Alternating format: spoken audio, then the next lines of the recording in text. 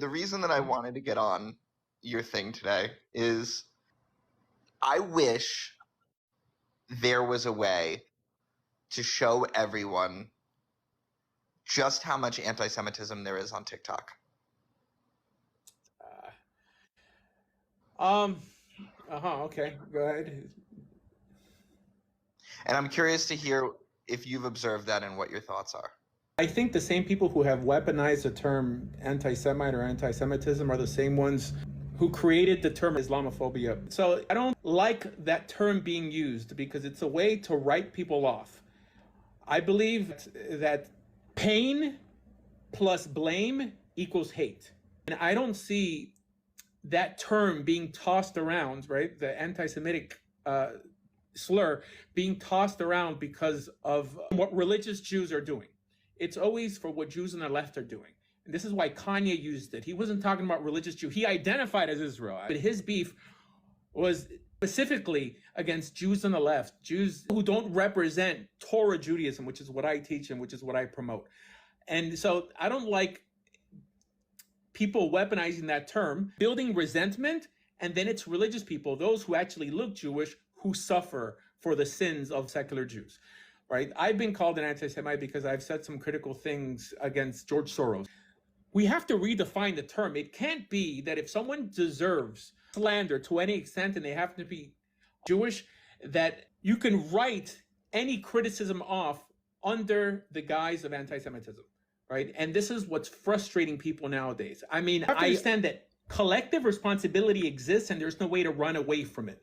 The problem I have, and what really gave birth to this idea, is with people not being religious in the Jewish world, still identifying as Jewish, and religious people co-signing that.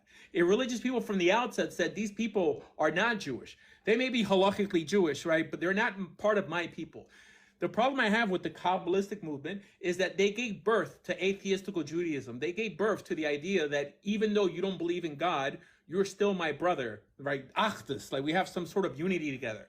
This is why you don't see this in the Christian world, and you don't essentially see this in the Muslim world, right? Because there's no such thing as a Christian who doesn't practice. A Christian who doesn't practice is no longer Christian. Imagine if people were labeled Christian just because of the ethnicity of their parents. Then everything that these irreligious individuals do under the guise of Christians, religious Christians pay the price for it. You know, so the problem is essentially with us. We have to detach ourselves from the Harvey Weinsteins. We have to detach ourselves, you know, from the Selinskys or whoever is in some way misappropriating the title Jewish and weaponizing it just to get away with nonsense, with the Madoffs, with anyone who hides behind the title Jew. If you're not Jewish, you shouldn't identify as a Jew. And this is why we end up paying, we end up dying for their sins. So I think it's our fault that we have to make a distinction. So what are you saying? If you don't practice Judaism, you're no longer a Jew? From a Torah perspective, yes. From a halachic perspective, no. If I don't go to shul every week, I'm not a Jew anymore. Forget about going to shul. Okay, I don't think George Soros's issue is going to shul or not going to shul. If you promote anti-Torah values, then you can't claim to be Jewish. According to halakha, if your mother's Jewish, you're Jewish. Okay. However, the world doesn't know that. The world doesn't believe in Judaism. We do. Okay. However, we understand that even though you may have a Jewish mother, if you don't keep Torah, like you're not part of God's chosen people, like you're not in a covenant with God, like you're not his Am Segulad, you're not his treasured nation. This idea that Karl Marx is as much of a Jew as Rabbi Akiva is something invented by Kabbalah, right? Because how Kabbalah defined what a Jew is and a Jew isn't is by a special spark within them, right? But this idea doesn't appear in the Gemara. It doesn't appear in the Chumash. It's post the 13th century, and we religious Jews suffer for that. So this is why I'm against them trying to pass this bill that will criminalize anything that seems anti-Semitic. You know, the group that's most persecuted now in the world are religious Christians, okay? What do you call Christian hatred? There isn't a name for it. Why isn't there a name for it? Because the left uses marginalized communities, right? Weaponizes them just to spew more nonsense in the name of that community. Why do you say that? Give me an example, please. Of like Jews being able to get away with any left wing agenda, and if you disagree with it, like you No, consider of it a Christians being the most marginalized people. Oh, in Africa, I think in the last year, over But what about in 50,000 Christians. America? Oh, in America, most attacks against religious groups are now clearly there's more churches than there are synagogues. Okay, but the ones who are actually out there protesting, even during COVID-19, it wasn't Orthodox Jews, it was religious Christians. Religious Christians bring their religiosity into the political sphere, and there's many religious Jews who do also, from the Dennis Pragers and Michael Medveds and Ben Shapiro's out there, but we're very small in number. Christians are attacked more, and people get away with it. The thing is, they don't cry about it that much.